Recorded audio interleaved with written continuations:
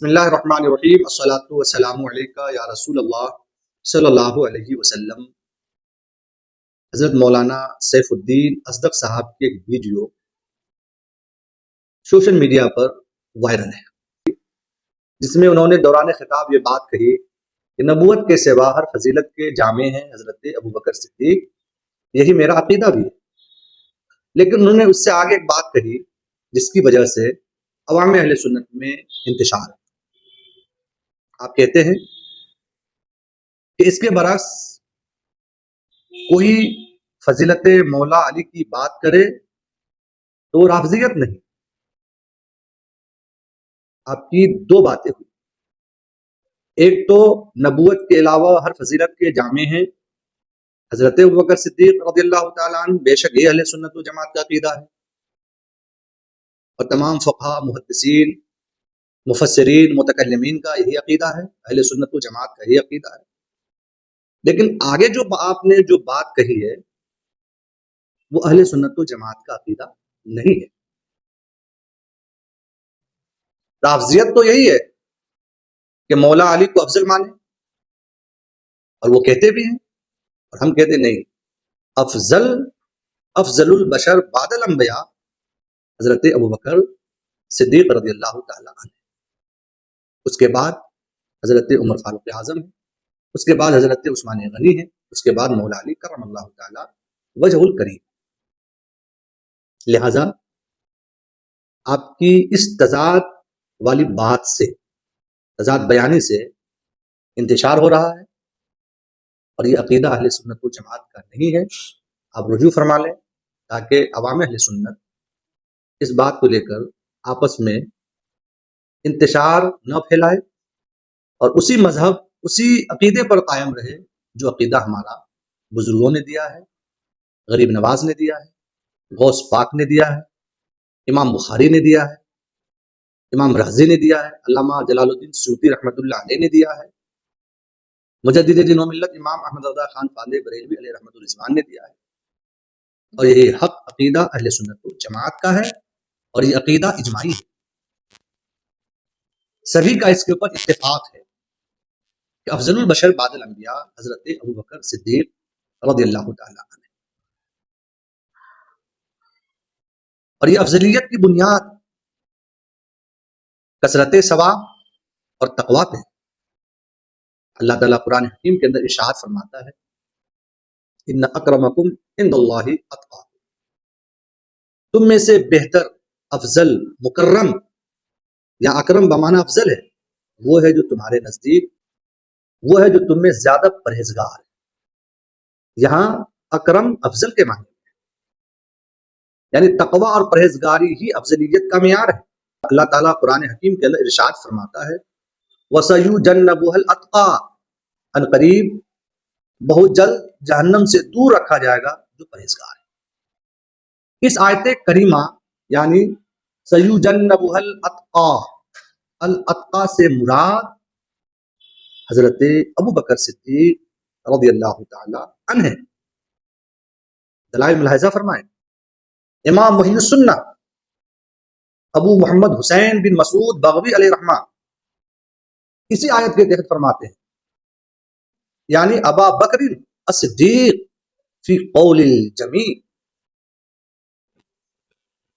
تمام مفسرین کا اجماع ہے کہ اس سے مراد حضرت ابوبکر صدیق رضی اللہ تعالی عنہ۔ تفسیر بغوی صفحہ نمبر 1414، 1414۔ امام فخر الدین رازی رحمۃ اللہ علیہ تفسیر کبیر میں اسی آیت کے تحت فرماتے ہیں، اجمع المفسرون منا علی ان المراد منہ ابو بکر رضی اللہ تعالی عنہ۔ یہاں بھی وہی بات کہتے ہیں کہ تمام مفسرین کا اجماع ہے کہ اس آیت میں الاتقا سے مراد حضرت ابوبکر صدیق رضی اللہ تعالی عنہ۔ تفسیر قرطبی قال ابن عباس وہ ابو بکر رضی اللہ تعالی عنہ، جلد نمبر 20 صفحہ نمبر 88۔ یہاں بھی وہی بات کہ الاتقا سے مراد حضرت ابوبکر صدیق۔ تفسیر خازن اس کے اندر اسی آیت کے تحت آپ ارشاد فرماتے ہیں، صاحب تفسیر خازن وہ ابو بکر الصدیق فی قول جمیع المفسرین، تمام مفسرین کے قول میں اس آیت سے مراد حضرت ابوبکر صدیق ہے۔ امام ابن حجر مکی آپ لکھتے ہیں قال ابن الجوزی اجمعوا انہا نزلت فی ابی بکر، یہ آیت نازل ہوئی ہے حضرت ابوبکر صدیق رضی اللہ تعالی عنہ کے بارے میں۔ اس سے معلوم ہوا کہ الاتقاء سے مراد جو کثرت ثواب اور پرہیزگاری کے معنی میں ہے، اس سے مراد حضرت ابوبکر صدیق رضی اللہ تعالی عنہ۔ یہ تو مفسرین کے اقوال ہیں، احادیث بھی سماعت کریں۔ جامع ترمذی کتاب المناقب باب فی مناقب ابی بکر و عمر، حدیث کے الفاظ ہیں ان عائشہ قالت قال رسول اللہ صلی اللہ علیہ وسلم لا ينبغي لقوم فیہم ابو بکر ان یؤمہم غیرہ۔ حضرت عائشہ فرماتی ہیں کہ رسول اکرم صلی اللہ علیہ وسلم نے فرمایا جس قوم میں ابو بکر ہوں انہیں یہ لائق نہیں کہ ان کی امامت ابو بکر کے علاوہ کرے، ابو بکر کے سوا کوئی کرے۔ اور اسی حدیث کے تحت امام المحدثین شیخ عبدالحق محدث دہلوی رحمۃ اللہ علیہ فرماتے ہیں فیہ دلیل علی فضیلۃ فی الدین علی جمع الصحابہ فکان تقدیمہ فی الخلافہ ایضا اولا و افضل۔ مشکات المشابیح کی شرح میں ہے جلد نمبر 9 صفحہ نمبر 601۔ تو شیخ عبدالحق محدث دہلوی رحمۃ اللہ علیہ کا بھی یہی عقیدہ ہے کہ حضرت ابو بکر صدیق رضی اللہ تعالی عنہ افضل ہیں۔ بخاری شریف کی حدیث پاک بھی سنیں ان محمد بن الحنفیہ قال قلت لأبی ای الناس خیر بعد النبی صلی اللہ علیہ وسلم قال ابو بکر قلت ثم من قال عمر وخشیت ان یقول عثمان قلت ثم انت قال معنا الا رجل من المسلمین۔ صحیح البخاری کتاب و فضائل اصحاب النبی باب فضل ابی بکر بعد النبی، حدیث نمبر 3671۔ حضرت محمد بن حنفیہ سے روایت ہے، فرماتے ہیں کہ میں نے اپنے والد حضرت علی رضی اللہ تعالی عنہ سے کہا کہ نبی کریم صلی اللہ علیہ وسلم کے بعد لوگوں میں کون بہتر ہے؟ فرمایا ابو بکر۔ میں نے کہا پھر کون؟ فرمایا عمر۔ میں ڈرا کہ آپ کہہ دیں گے عثمان، تو میں نے کہا پھر آپ؟ فرمایا میں تو نہیں مگر مسلمانوں میں سے ایک شخص۔ خود حضرت علی فرماتے ہیں کہ سب سے افضل حضرت ابو بکر صدیق رضی اللہ تعالی عنہ۔ امام اعظم ابو حنیفہ الفقہ الاکبر میں المفاضلۃ بین الصحابہ کے نام سے ایک باب باندھا ہے جس میں آپ لکھتے ہیں افضل الناس بعد رسول اللہ صلی اللہ علیہ وسلم ابو بکر صدیق ثم عمر بن الخطاب ثم عثمان بن عفان ثم علی بن ابی طالب رضوان اللہ تعالی علیہ اجمعین۔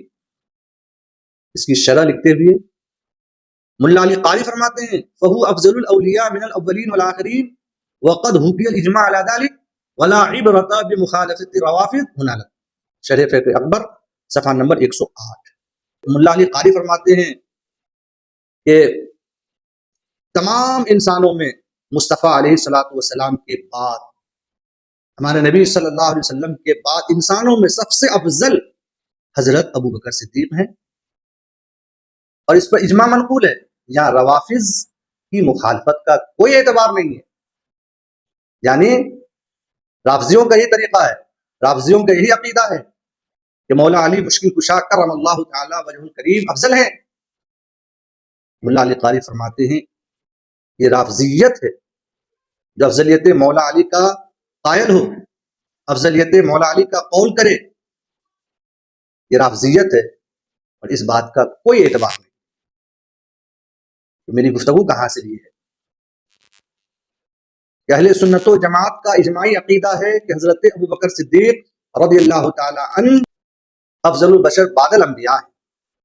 تمام نبیوں کے بعد، انبیاء کے بعد افضل البشر حضرت ابو بکر صدیق رضی اللہ تعالی عنہ، لہذا مولا علی کو افضل ماننا اور حضرت ابو بکر صدیق رضی اللہ تعالی عنہ کو بھی افضل ماننا، اور جو یہ کہے کہ جو مولا علی کی افضلیت کی بات کرے وہ رافضیت نہیں، یہ عقیدہ اہل سنت و جماعت کا نہیں ہے۔ اہل سنت و جماعت کا عقیدہ یہی ہے کہ افضل حضرت ابوبکر صدیق رضی اللہ تعالیٰ عنہ۔ لہذا تضاد بیانی کرنے کے بجائے صاف ستھرے الفاظ میں اہل سنت و جماعت کا عقیدہ لوگوں کے سامنے واضح کریں، اور یہی وقت کی ضرورت ہے۔